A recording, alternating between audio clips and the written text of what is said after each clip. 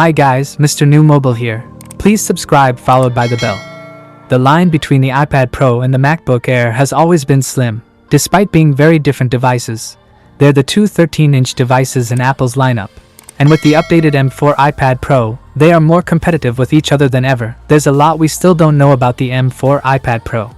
The iPad Pro M4 starts at $1,299 for the 13-inch model, which comes with 8GB of RAM and a 256GB SSD.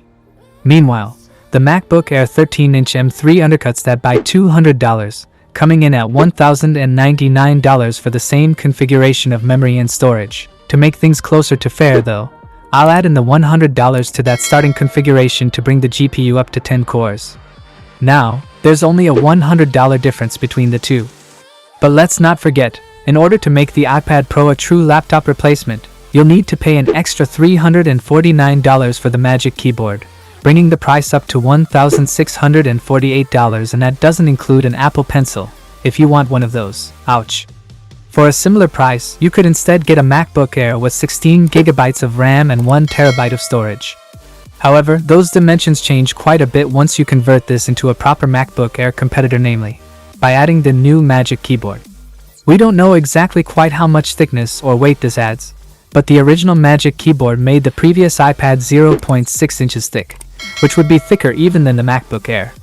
That's important, because if we're comparing these two machines side by side in terms of day-to-day work and travel, the MacBook Air may end up being the overall more portable device. Of course, all the typical differences between iPads and MacBooks come into play here. The MacBook hinge offers a much wider range of angles, while the iPad Pro's ability to be used as a tablet is a huge benefit. I will say, if you're primarily using this as a laptop replacement, that might be a less used feature than you imagine. With the introduction of the new iPad Pro, there's never been a wider gap in display quality between the iPad Pro and MacBook Air. There was already a gap between the previous gen iPad Pro's mini LED screen and the MacBook Air. But bringing OLED to the iPad Pro takes it to the next level. According to what Apple has said so far, it rectifies the OLED's brightness problem by using two OLED panels under the hood, stacked on top of each other. The result is an OLED screen that is even brighter and has better contrast than the current MacBook Pro's mini LED screen. The MacBook Air's display, on the other hand, represents the extreme other end of the spectrum. Don't get me wrong, it's a perfectly suitable screen for a laptop of this type. It has relatively good color accuracy and can get surprisingly bright. But we're seeing more and more OLED laptops on the Windows side land at under $1,000, such as the Asus ZenBook Q425. That laptop's OLED screen might not be as bright as Apple's, but it does look beautiful otherwise. It also comes with a 120Hz refresh rate, which points out another downside to the MacBook Air's screen. Unlike the iPad Pro, which has a screen that can go up to 120Hz, the MacBook Air is locked at 60Hz. There's a new Magic Keyboard designed specifically for this new iPad Pro. The big change is that it now has a larger haptic feedback trackpad, as well as a 14-key function row of keys across the layout of the keyboard. These are two exceptional changes that make the iPad Pro far more useful, and far more like a MacBook. I haven't used this keyboard yet, but there's every reason to suspect that it will better replace a MacBook Air's keyboard than the original Magic Keyboard.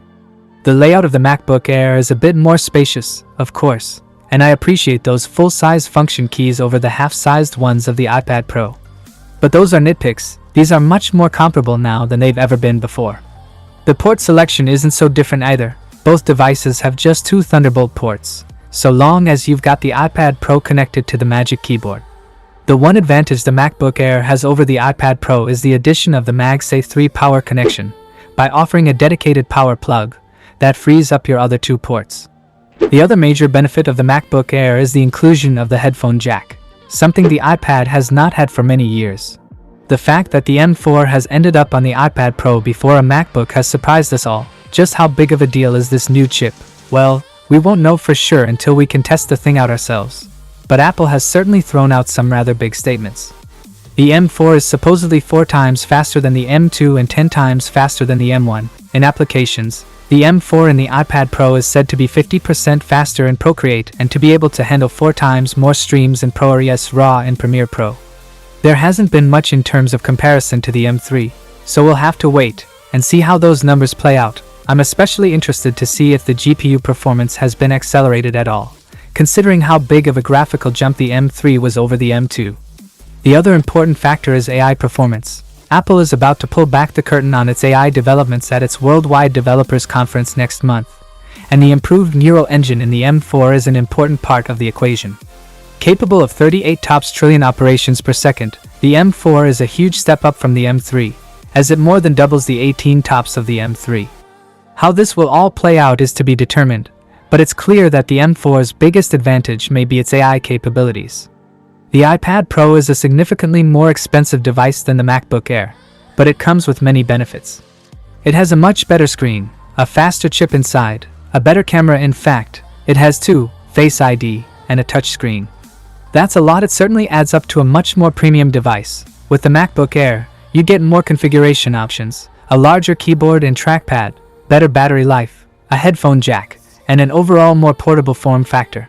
The price difference is the biggest draw, though after all, you could buy a MacBook Air M3 and a new iPad for the price of the iPad Pro M4. But ultimately, the question of which of these two devices you should buy will always come down to software and how you intend to use them. Most people will opt for the MacBook Air as a default, and I think that's a safe bet. But the iPad Pro does some things you could never do with a Mac, and that screen sure is tempting.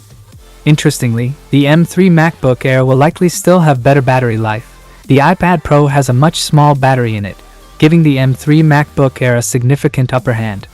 That is it, guys. Without being said, let me know your thought in the comment below. And if you are new here, please subscribe, like the video, comment. Thanks for watching. See you on my next video. Peace out.